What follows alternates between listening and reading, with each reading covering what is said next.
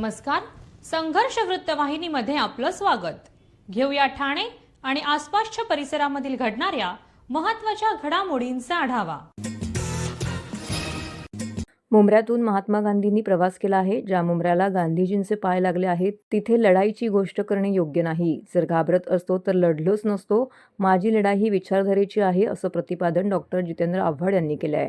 दरम्यान सभेपूर्वी डॉक्टर जितेंद्र आव्हाड यांचे मुंब्रा शहराच्या प्रवेशद्वारापासूनच म्हणजेच एम गेटपासून जोरदार स्वागत करण्यात आलंय. मुंब्रा कौसा भागातून राष्ट्रवादी काँग्रेस शरदचंद्र पवार पक्षाचे 10 नगरसेवक निवडून आलेले आहेत. या 10 नगरसेवकांनी डॉक्टर जितेंद्र आव्हाड यांच्या सत्काराचं आयोजन केलं होतं. डॉक्टर जितेंद्र आव्हाड हे मुंब्रा शहरात प्रवेश करताच मुंब्रा स्टेशन, संजय नगर, तन्वर नगर, शिमला पार्क इत्यादी ठिकाणी त्यांचे ढोलताशांच्या गजरामध्ये पुष्पवृष्टी करून स्वागत करण्यात आलं. या प्रसंगी गटनेते शानू पठाण, मुंब्रा करवा विधानसभा क्षेत्राचे अध्यक्ष शमीम खान यांच्यासह नवनिर्वाचित नगरसेवक, नागरिक उपस्थित होते. की अख्ख्या महाराष्ट्राला काय ऐकवायचंय? कोणी मला सांगितलं तुम्ही मुंब्र्यात येऊन दाखवा म्हणून मी मुंब्र्यात येणार नाही असं वाटलं होतं काय?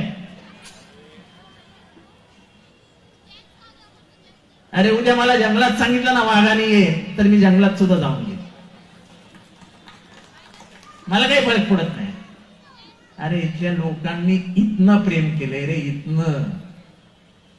जेव्हा अख्खा महाराष्ट्र म्हणत होता की जितेंद्र आव्हाडांची विधानसभेची निवडणूक अत्यंत कठीण आहे, तेव्हा 1,00,000 मतांनी जिंकून आलोय या मतदारसंघात. लोकांचं प्रेम आहे, प्रेम. मी जेव्हा चालतो ना तेव्हा मोर्चा निघतो. मी मोर्चाला आमंत्रित करत नाही लोकांना, पण मी जेव्हा रस्त्यावरनं चालतो तेव्हा मोर्चा निघतो. इतकं लोकांचं प्रेम आहे माझ्यावर.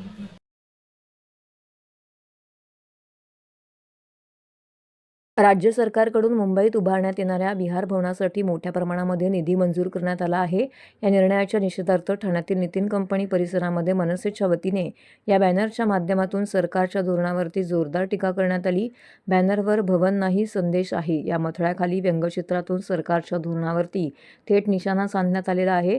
राज्य शासनाने मुंबईत विहार भवन उभारण्यासाठी तब्बल 314 कोटी रुपयांचा निधी मंजूर केला आहे. त्यासाठी भूखंडही देण्यात आलेला आहे. मात्र एकीकडे अशा प्रकल्पांसाठी कोट्यवधी रुपयांचा निधी उपलब्ध करून दिला जात असताना दुसरीकडे मुंबई आणि ठाण्यातील नागरिक मूलभूत सुविधांपासून वंचित असल्याचा आरोप मनसेकडून करण्यात येत आहे. राज्य सरकारच्या निधी मंजुरीच्या निर्णयावरून महाराष्ट्र नवनिर्माण सेनेचे जनहित आणि विधी विभाग ठाणे शहर अध्यक्ष स्वप्नील महेंद्रीकर तसेच मनसेच्या पदाधिकाऱ्यांकडून ठाण्यातील नितीन कंपनी परिसरामध्ये हा फलक लावण्यात आलेला होता. मुंबई पोर्ट ट्रस्टच्या महत्त्वाच्या जागेवर सुमारे 314 कोटी रुपये खर्चून विहार भवन उभारण्याचा निर्णय हा स्थानिकांच्या हिताविरोधात असून केवळ बाहेरील मतदारांना खुश करण्याचा प्रयत्न सत्ताधाऱ्यांचा आहे.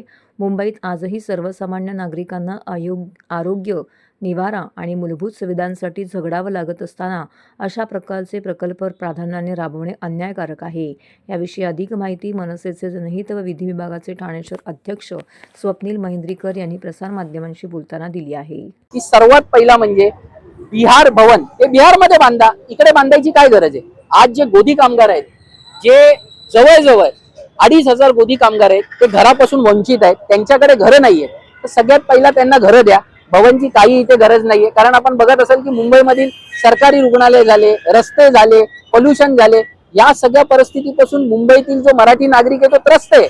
त्याच्यामध्ये तुम्ही अजून लोंढे जर आणले तर त्या लोंढ्यांना स्थान कुठे देणार?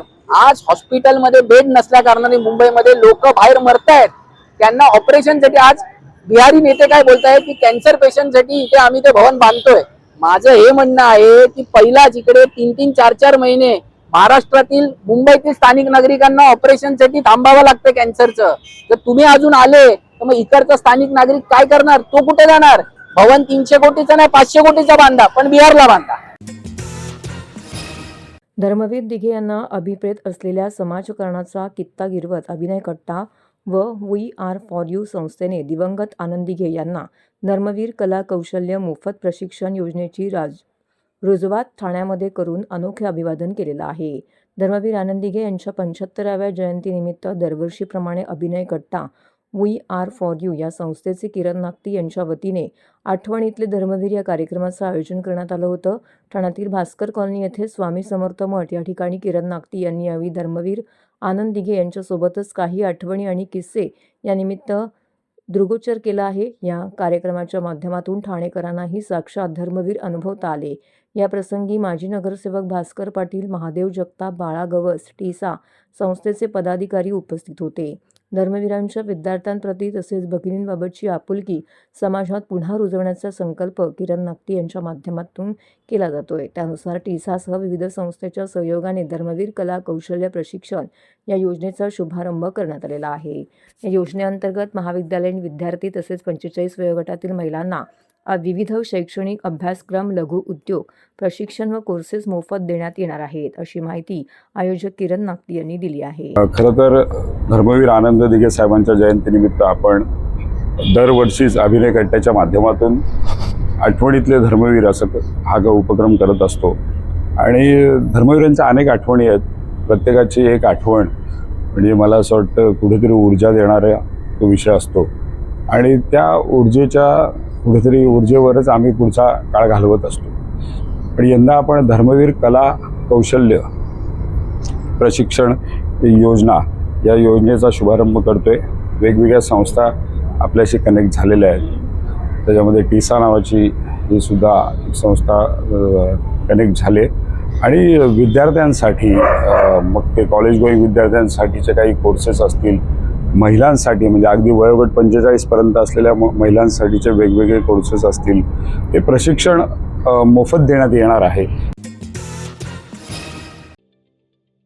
ठाणे महानगरपालिकेचे मालमत्ता कर म्हणजेच प्रॉपर्टी टॅक्स भरण्याचे आवाहन. सन 2022-23 या आर्थिक वर्षाचे मालमत्ता कराचे म्हणजेच प्रॉपर्टी टॅक्सचे बिल ठाणेकर करदात्यांना महापालिकेमार्फत आर्थिक वर्षाच्या सुरुवातीस म्हणजेच माहे एप्रिल 2022 मध्ये देण्यात आलेले आहे. तथापि अद्यापही काही करदात्यांनी मालमत्ता कर महापालिकेकडे जमा केलेला नाही. सध्या आर्थिक वर्षाचा अंतिम टप्पा सुरू झाला आहे. मालमत्ता कर वसुलीसाठी महापालिकेतर्फे कडक कारवाई हाती घेण्यात आली आहे. या अंतर्गत जंगम मालमत्ता, टीव्ही, फ्रीज, वाहन व इतर जप्त करणे तसेच स्थावर मालमत्ता वॉरंट बजावून जप्त करण्यात येत असून मालमत्तेचा जाहीर विक्रीद्वारे लिलाव करून कराची रक्कम वसूल करण्यात येत आहे. मालमत्तेस पाणी पुरवठा करण्यात येणारे नळ संयोजन खंडित करण्यात येत आहेत. त्याचप्रमाणे थकीत मालमत्ता करावर 2% व्याज आकारले जात असल्याने भरावयाची रक्कम वाढत आहे.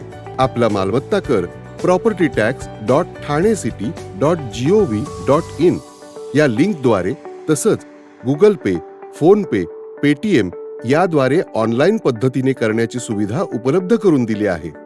शनिवार, रविवार व सार्वजनिक सुट्टीच्या दिवशी नागरिकांना मालमत्ता कर भरणे सोयीचे व्हावे याकरता महापालिकेचे मालमत्ता कर संलग्न कार्यालय या दिवशी कार्यान्वित ठेवण्यात आलेले आहे.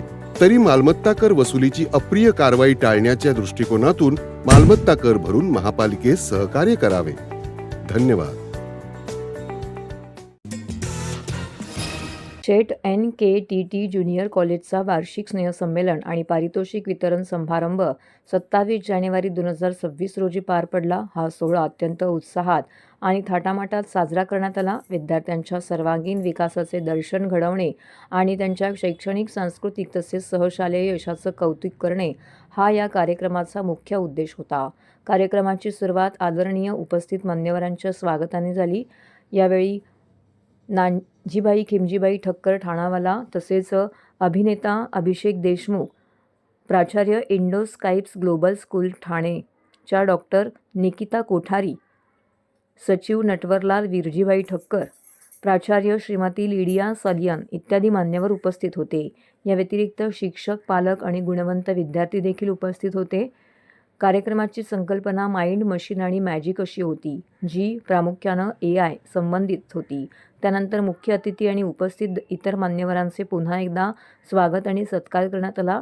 शाळा आणि महाविद्यालयीन परिषदेच्या सदस्यांनी वार्षिक अहवाल सादर केला, ज्यामध्ये शैक्षणिक कामगिरी, स्पर्धा, कला, क्रीडा क्षेत्रातील यश आणि विद्यार्थ्यांच्या विकासासाठी राबवलेल्या विविध उपक्रमांचा उल्लेख करण्यात आला आहे. कार्यक्रमाच्या पुढील भागात आमच्या प्रतिभावान विद्यार्थ्यांनी सादर केलेले विविध नृत्य प्रकार, विशेषतः इंग्रजी, हिंदी आणि मराठी भाषेतील नाटकं सादर करण्यात आली. त्यानंतर मुख्य अतिथींनी उपस्थितांना मार्गदर्शन केलं, ज्या पाठोपाठ आदरणीय प्राचार्यांचे भाषण झाले.